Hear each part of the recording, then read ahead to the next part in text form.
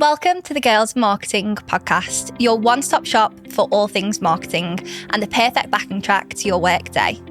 Every week, we get up close and personal with marketers revolutionising the industry so you can learn from the best in the game. From the latest marketing trends to building a successful marketing career, no topic is off limits.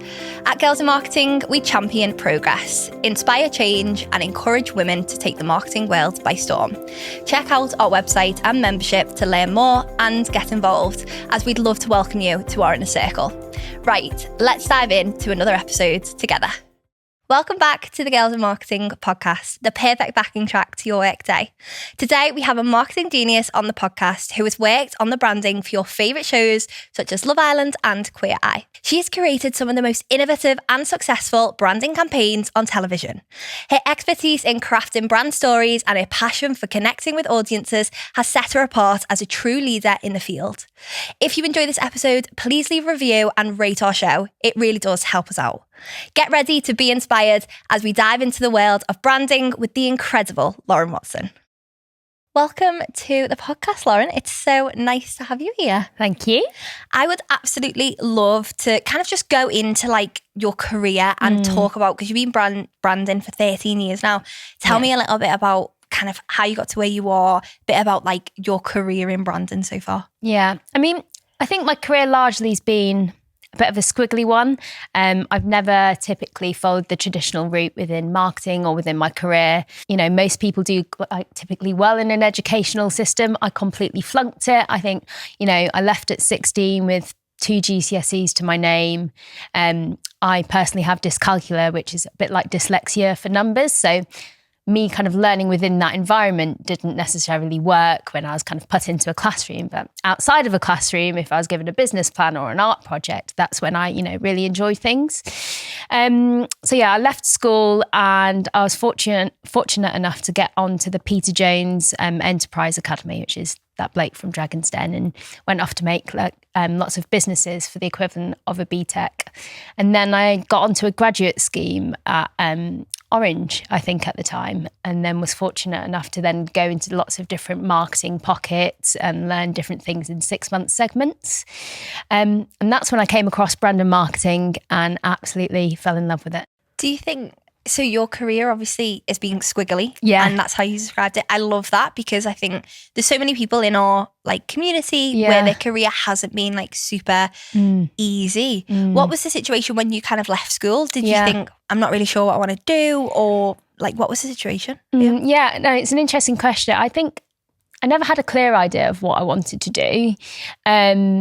I was always driven though. I mean, when I left at 16 with literally 2 GCSEs, I remember this guy writing on my leaving shirt, "Good luck at working at McDonald's." And it was things like that constantly kind of drove me to find my passion and find out what that was. So I think it was a mix of circumstance, being in the right place at the right time. You know, being at Orange when they were merging to EE meant that I could find out, you know, what it was that made a brand tick and how to launch a brand. But then it's also about finding your passion and working out like what makes you tick and how can you bring that to life? What's your point of difference within that? So what, after you kind of went through with Orange and EE, like what was the next step for you? Like what happened after that? Yeah, so I became a brand manager at EE, and that's essentially where I learnt my craft for brand management and how to launch a brand, what it looks like, what it sounds like. And then I moved on to ITV Studios. And at the time, my role was to simply market shows that were kind of coming up in the pipeline, and our sales team would then sell them globally. But as we were doing this, a show came along the road called Love Island. And it was in, I think, like series 2 or 3, very much its infancy stages. And we were kind of told to sell the show globally, and it was my role within that to come up with the marketing plan and things. But that's when things kind of, you know, snowballed from there, I guess. Yeah, no, definitely. Do you think that, I definitely want to talk more about your role, you know, Love Island and being a brand manager and everything like that. But do you think that there's, because you've been in branding for so long now, do you think there's kind of any barriers to entry maybe now that there wasn't when you kind of started, or even the opposite? So things that were a barrier then, but maybe aren't now? Yeah, I mean, it's a really odd one because whatever generation you grow up in, I think there's always different barriers to entry. Like my barrier to entry was the fact that I didn't have a uni degree. And therefore I was constantly met with barriers of, oh, you don't have a uni degree, you can't get this job. Or, you know, it was almost like a bit of a judgment. You know, there wasn't apprenticeships, there wasn't ways to learn like the things that you put on now. They just weren't out there for people that wanted to go within a creative industry. Now I think there's an abundance of that, and it's almost a penetrated market. So it's about, if you want a career within the creative industry, how do you stand out? You know, how do you sell yourself amongst the 20 other candidates, or, you know, the 20 people that want to get onto this apprenticeship? So I think it's more about now finding your niche and like becoming the best that you can about that, or finding your point of difference within this kind of very busy digital world. Yeah. And you mentioned about the Peter Jones Academy. How was that? Like, how did you find, especially kind of so early on in your kind of career, how did you find navigating that? I mean, it was a bit like being on The Apprentice, but without the embarrassment part of the whole nation watching you, I guess. So you'd come up with some business ideas, you'd come up with like the business plan of it, how you would launch it, what you'd do with it. And then you got graded on that, and then got like a BTEC at the end of it. And then from that came lots of opportunities, like a graduate scheme, despite the irony of not being at uni, to go and join Orange. Yeah, that's amazing. Did you enjoy that experience? Because I feel like it's something I've never heard of anything like that, so it's totally different. Yeah, I totally loved it. I mean, as I said at the beginning, traditional education just didn't fit, you know, who I am as a person. So I think I was really fortunate, you know, in a world where there wasn't like apprenticeships in creative industries and things like that out there, that I managed to find this avenue to go down. I don't know where I'd be now if I didn't start there, but I guess we could all say that about, you know, various different paths that we've chosen. Yeah, no, definitely. I'd love to dive into like your role now at ITV Studios. So you're the Vice President of ITV Studios for Brand and Marketing. Tell me a little bit, what does that role entail? Tell me a little bit about it. So ITV Studios is a global production company. So we have 60 production labels across 13 countries. And my role within that is to drive attribution back to ITV Studios. So we work really closely with all our 60 labels. We find out what TV shows are coming up within the pipeline, and we take that IP and then drive it and turn it into a global brand. So that brand's known internationally, but also ITV Studios is known internationally. So yeah, a bit of a varied role. Yeah. And so you've went from kind of brand manager with Love Island to your position now. But tell me a little bit about the kind of brands that you managed when you were a brand manager, and obviously Love Island as well. Yeah, so Love Island's an interesting one because, as I was saying at the beginning, you know, when we took it on and had to do the global marketing for it, we were simply just selling the show. But because I had that education at the beginning of my career in terms of how to build a brand, we then took that and thought, okay, so when someone buys the format of the show, for example, Love Island in this instance, they're taking it and say CBS in America buy it. They literally get given a Bible on this is how you make the show. So if you look at Love Island, that could be like, you know, 6 boys, 6 girls couple up, they find love. There's accelerated reality with games and challenges. There's an in-app vote. And then are they in it for the love or money? You know, it's the twist at the end. And that's what they get given, you know, with a producer and loads of an extensive knowledge that comes with that.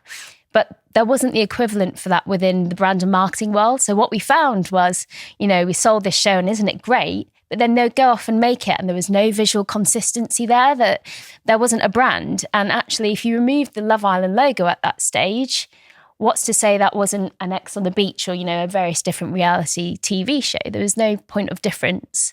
And that's when kind of Love Island Global was born, where we went on to kind of create brand management system within the territories that we're selling Love Island to. Did you know that 44% of full-time workers say they have a side hustle or passion project?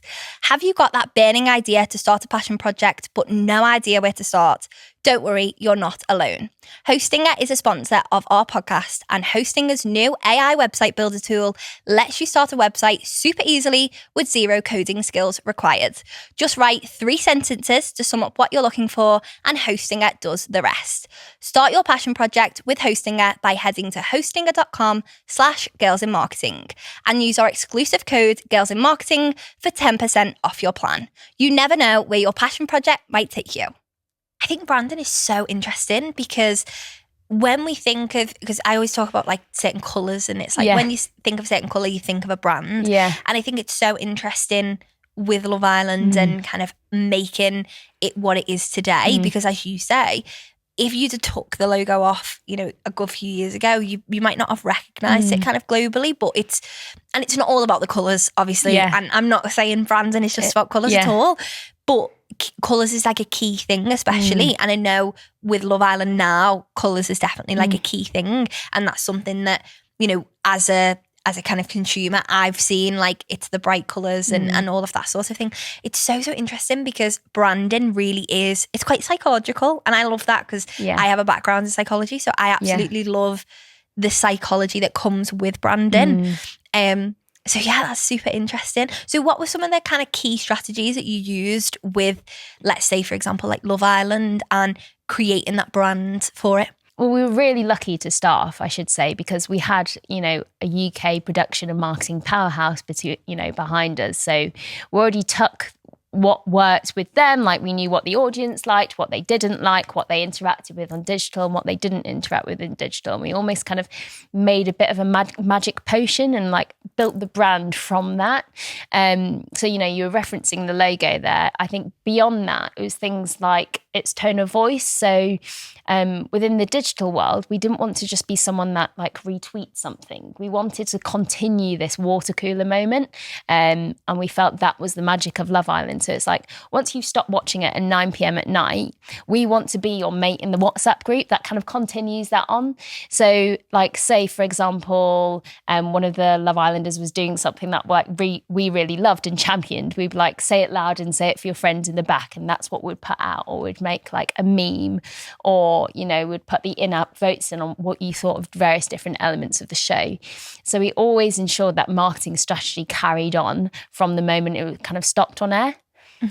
What's interesting as well with Love Island, I feel like some of the contestants over the years have kind of coined certain terms as well that I think as a brand Love Island's leaned into. So like, I've got a text, that sort of thing. And also like, can we have a chat? Like that sort of thing. I think those are interesting. Do you feel like as a brand, when those key kind of iconic moments happened, it was about leaning into them? Because sometimes brands are quite scared to do that sort of thing.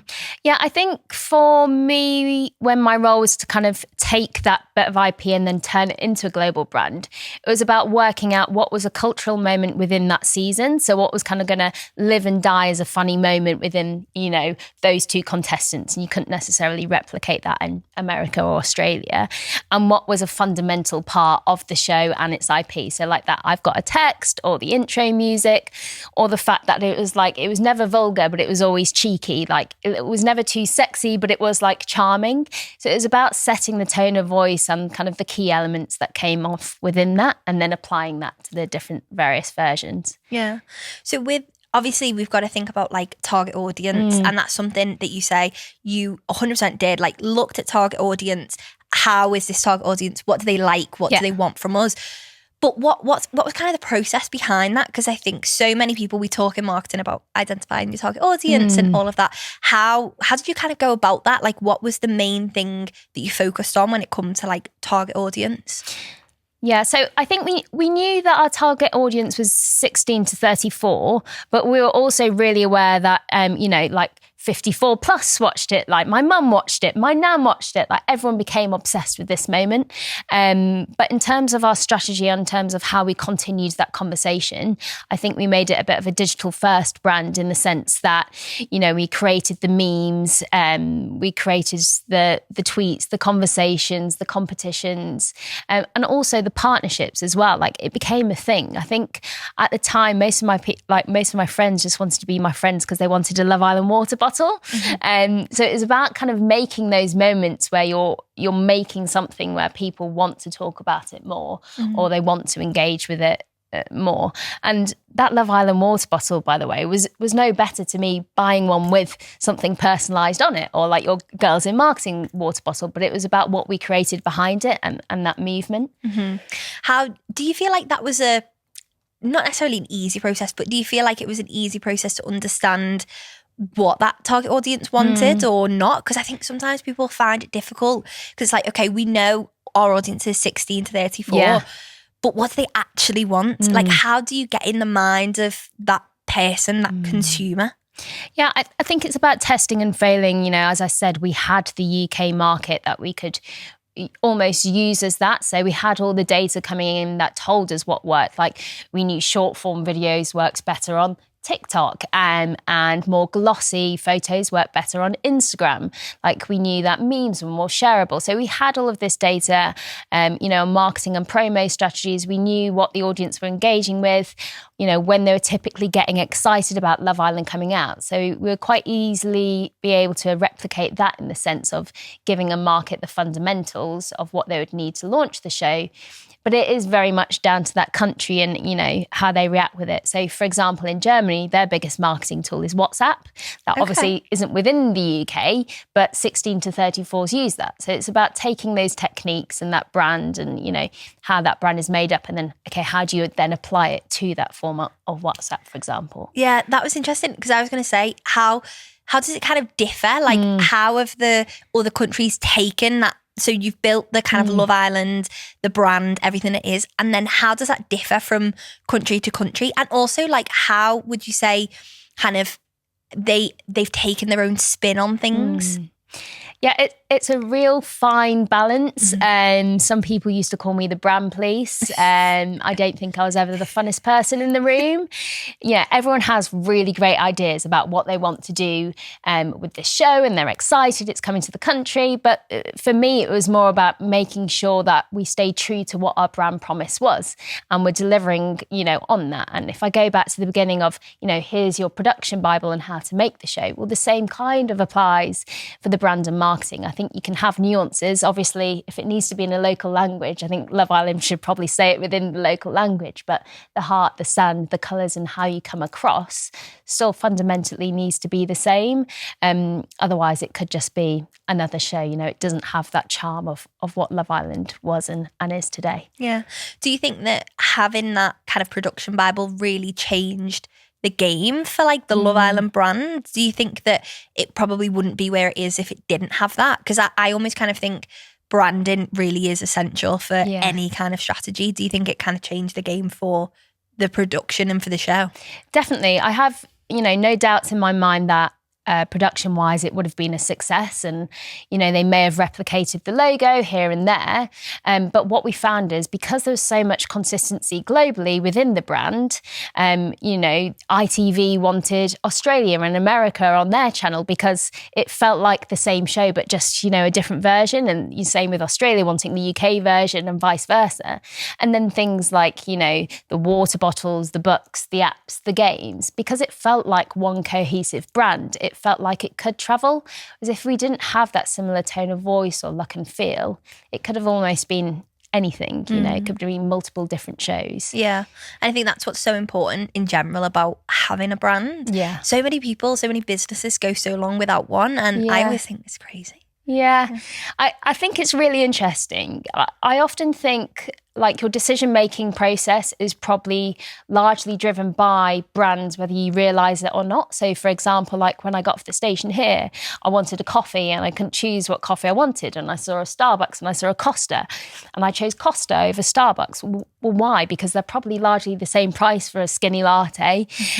So why did I choose Costa? And it's about like maybe how I feel about Costa or the great rewards app that it gives me, or all of these different things that brand builds when it's not necessarily in the room, when I'm not staring at both. That drives your decision making. And I think that's largely true for like a lot of things. Why do you choose British Airways over Virgin? Why do you choose McDonald's over KFC?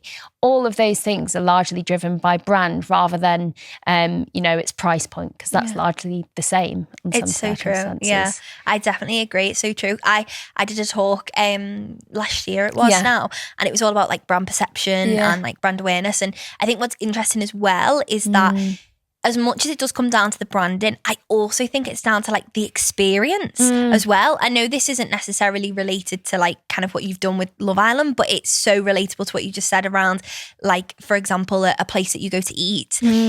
That place would have amazing branding and you think, oh yeah, I love it. But you go, you had a you have a bad experience, and then it's kind of like that impacts the brand. And I think what a lot of business owners and marketers kind of forget is that it's not just about the brand or the marketing, it's also about the product or the service as well. And I think that's so, so important. Yeah, no, I totally agree.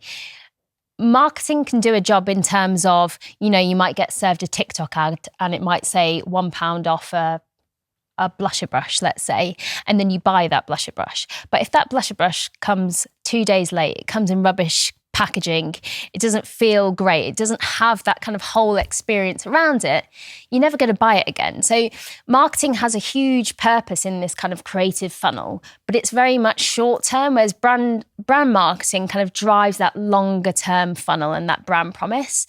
And I often say to people, and that's why I guess they refer to me as like brand police sometimes, is consistency is key. Like you can never swerve away from it. You don't put like a discount offer on your product, because the moment you do that, you're almost remembered from that. You're immediately kind of cheapening the brand.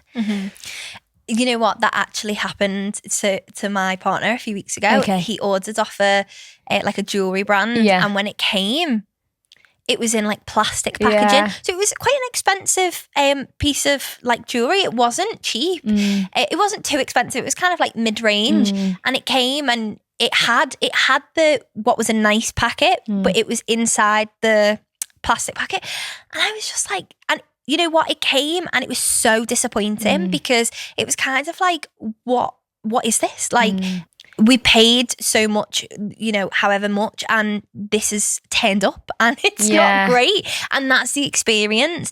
And I think, as you say, and I've spoken to so many people, you can do the best marketing in the world, but if your product or your service isn't where it needs to be, then people aren't going to return. And I think that ultimately comes back down to what you say is like consistency. I think sometimes people don't understand consistency. So consistency for me, and I'm guessing from you, from a branding sense, is really understanding the brand itself, rather than consistency is posting 3 times a week or something like that. It's actually showing up and having that tone, having that brand, something that people can recognize.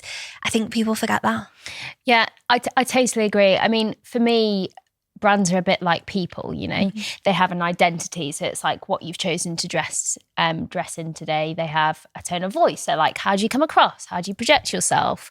You know, they have a look, they have a feel, they have every element of almost a human body. And I think when you develop a product or a brand or a business, you have to remain consistent within that. Otherwise, as a consumer, you're going to be confused about what you're receiving.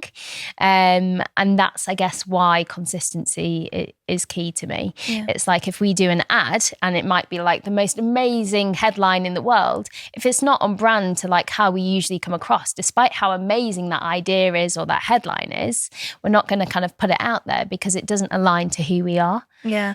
And I think that is a mistake that quite a lot of brands are making recently, is they're kind of creating campaigns that are maybe like really funny or really edgy, but it doesn't align with their kind of tone of voice. I was even speaking to someone in our community today, and they said, oh, how do I create engaging posts? I'm working with, I think it was a really corporate kind of like company. And they said, how do I create engaging posts? And I said, first of all, just remember, engaging is not funny. Like, it doesn't have to be, oh, this is amazing, it's so funny, it made me laugh. Engaging is, what does the end consumer want? What does your target audience want? And what are they going to love and engage with?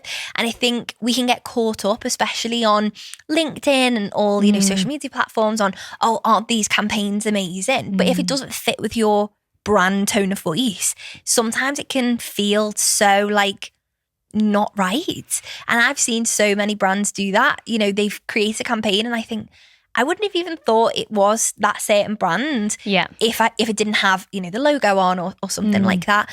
And I think, I don't know, I feel so many brands are doing it now just so that they can be a bit different.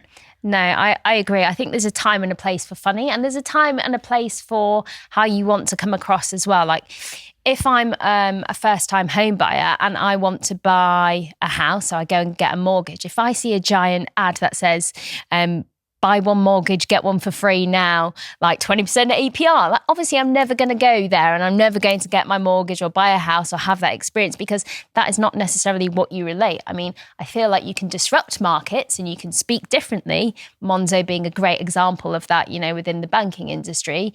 They took something that's largely convoluted. You read the terms and conditions you want to hide under your duvet. They don't really make sense.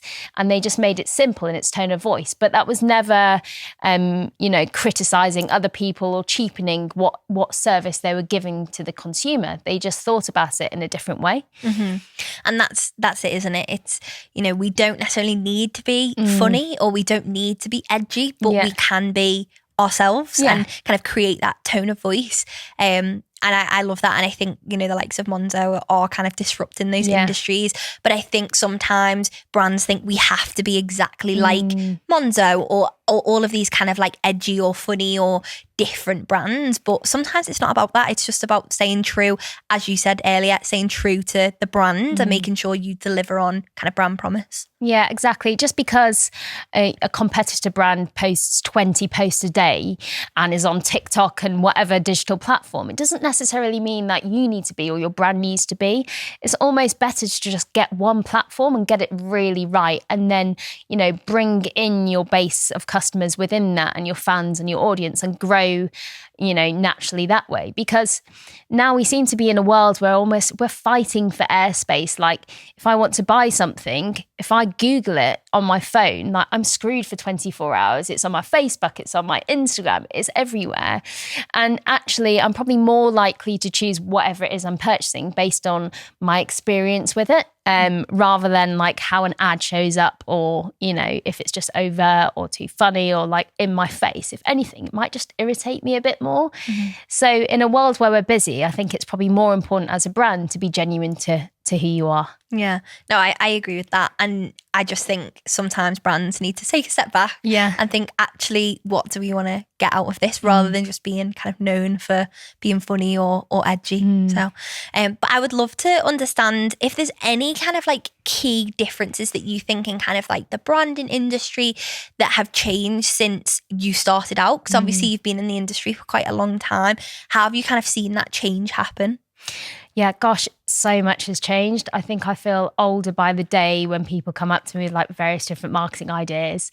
But I don't think largely the fundamentals of a brand has changed. I'll say that first and foremost. You know, it's still about what that brand promises and what that's going to deliver. I think how that shows up has completely changed. You know, if we take Love Island as that example, and you were referencing the colours earlier, those colours now need to be made like not just on the show, but also on the Instagram posts and also on the various different digital platforms where we show up. So I think it's about adapting to this new world and these new marketing tools that we have. AI is a bit of a scary taboo subject right now. And it's a school of thought that people say, oh no, you know, you're going to lose your marketing job or your branding job or your design job to AI. I don't necessarily think that's true, but I do think that you could lose your job to someone that's trained in AI. So I think it's always important to kind of learn these skills and learn these courses and, you know, stay on top of the trends. But back to your question about has branding changed? I think fundamentally, no, not necessarily. Yeah. And I think that's the case, isn't it? And so many people feel overwhelmed with all the trends and all the algorithm updates and whatever in marketing and branding. And I love the fact that you've said, no, actually the fundamentals are the same. Yeah. Because I think that's the case with marketing and with a lot of things. You know, the theory and the fundamentals stay the same. It's knowing your target audience, it's being consistent, all of these things. But it's also about staying on top. And as you say, trying to, if something comes around and you think, actually, this is worth getting on. So AI, for example, it's about, you know, training yourself or getting to a place where you feel comfortable and confident with those tools and platforms and stuff like that. But that's kind of what I'd say to it. I'd love to understand any kind of like favorite marketing campaigns that you've worked on, or even just favorite marketing campaigns in general. Yeah, oh, gosh, there's so many. I mean, I'm really nerdy when it comes to marketing campaigns. I mean, there's your classic ones like your John Lewis or those like cultural moments that you wait for in December to see what they've done. But for me, it's just more about like what's within a brand's DNA and how do they show up. I'm not sure if everyone saw that British Airways ad lately. I mean, there was no logo in it at all, which goes against every single kind of brand management DNA within my bones. But you instantly knew that was British Airways because of the colours within it, because of the way that it was positioned. And I think just the power of a brand and how it shows up continues to kind of inspire me every day. If we're specifically talking about marketing, like I like things that make me laugh, that kind of, make me escape my everyday, that kind of stop me in my tracks. And I think that's quite hard to come by now in a world where we're just constantly targeted with loads of different things. Mm-hmm. Audiences in general are quite fragmented now. Like even if I think about my audience at ITV Studios, and if we're trying to like brand a show and make people want to watch that show, it's not just shows that we have to contend with. Like it's this whole new digital world. They might be on social media, they might be gaming, they might be in the metaverse, and they might be doing all of these different things as well as competing with like, hey, please watch our TV show. So it's constantly like learning and evolving and being inspired by that, but then finding the balancing act as well. Yeah.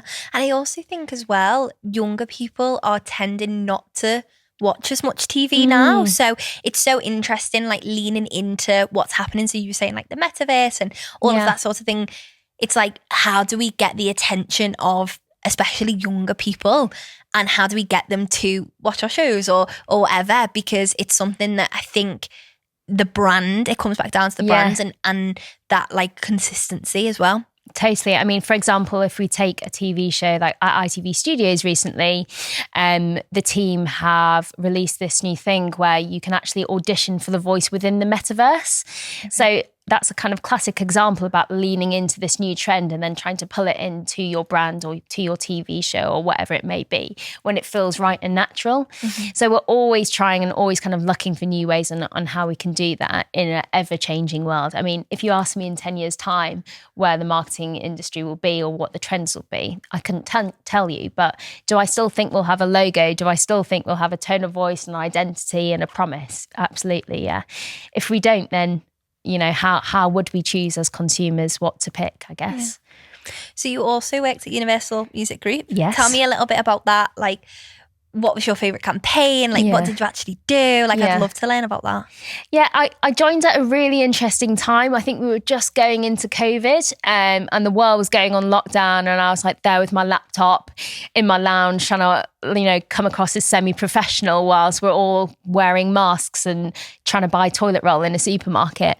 But largely my role there was to grow global partnerships. So we would take our brands, as in our artists, and then we would match them with global brands like FIFA or Coca-Cola.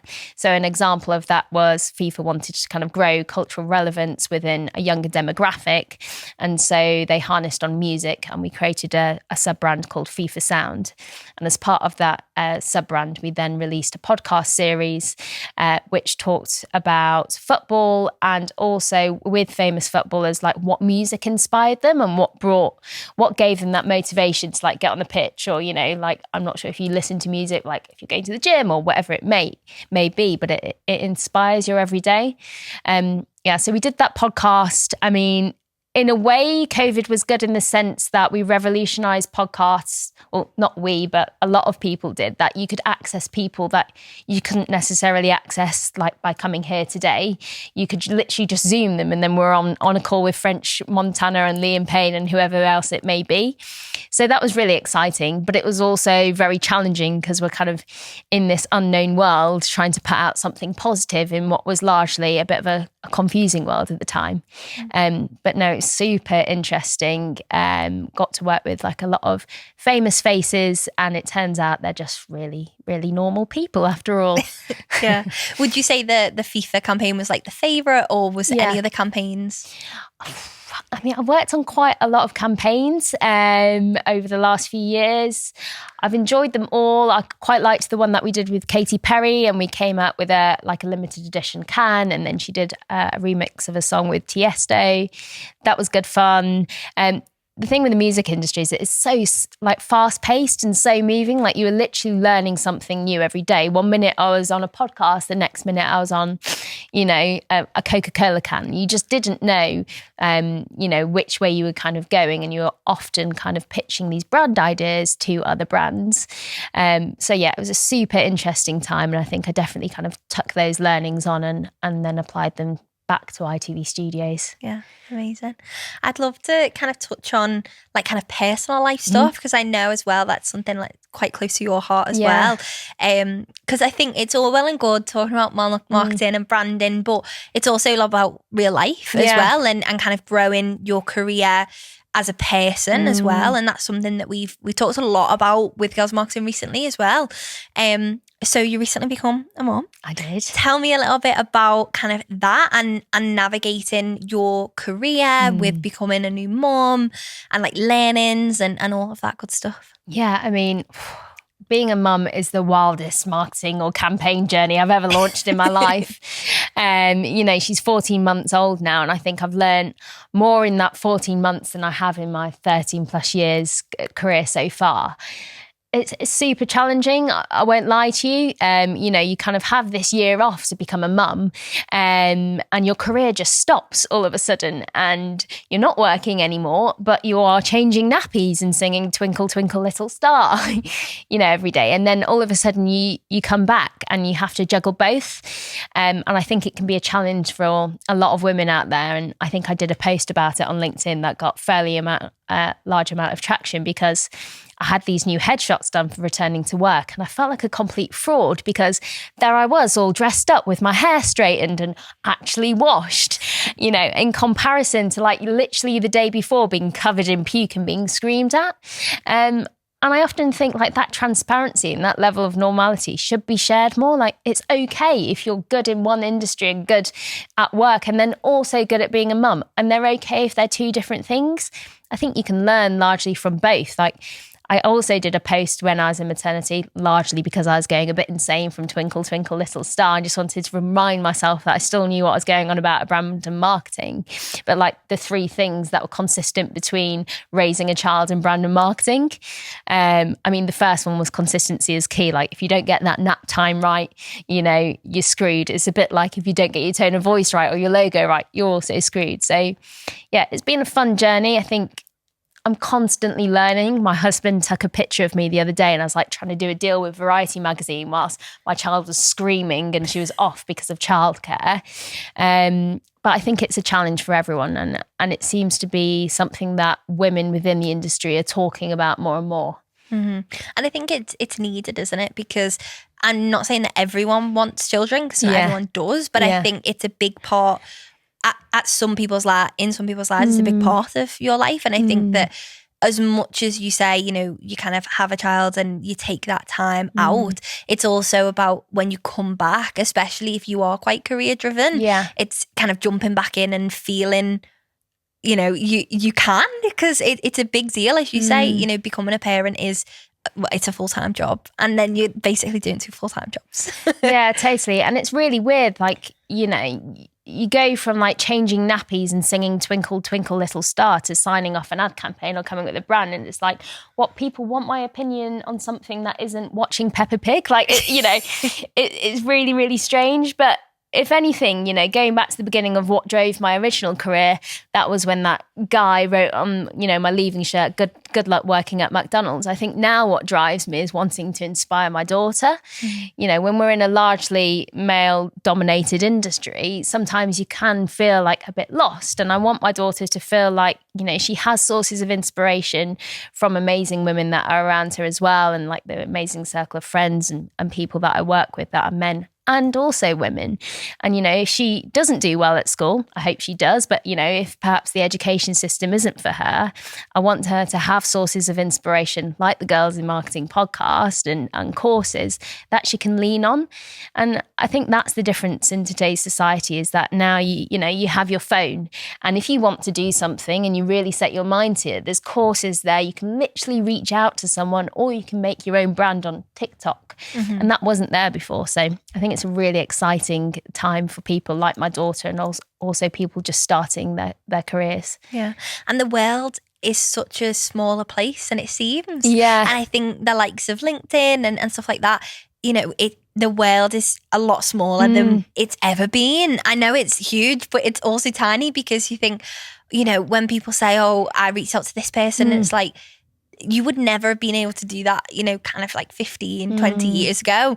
It would have taken a lot more than just a LinkedIn message. Yeah. So I think it's a really and I also think it's a really nice industry to be in at the moment. Like it's very, especially the people I talk to, it's very like motivating. Everyone's like very enthusiastic about getting better and doing amazing things. And I absolutely love that. Yeah. No, me too. Yeah.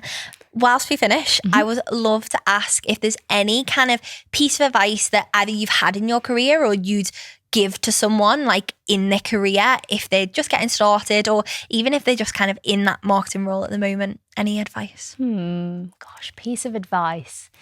I think it's not necessarily a piece of career advice, but someone once told me, like, you know, as you're walking down the street, we often are literally just kind of glued to our phones now and like so consumed with what's going on this screen. Like, don't forget to look up. Don't forget to find those sources of inspiration on what the top of the building looks like. Like, when was the last time someone looked at the top of the building? And I think that can almost be applied within your career. Like, don't stay so tunnel vision. Like, that's what you want to do. I think most people's careers are fairly squiggly. Like, you think you're going to go one way and you end up in another way, and that's fine.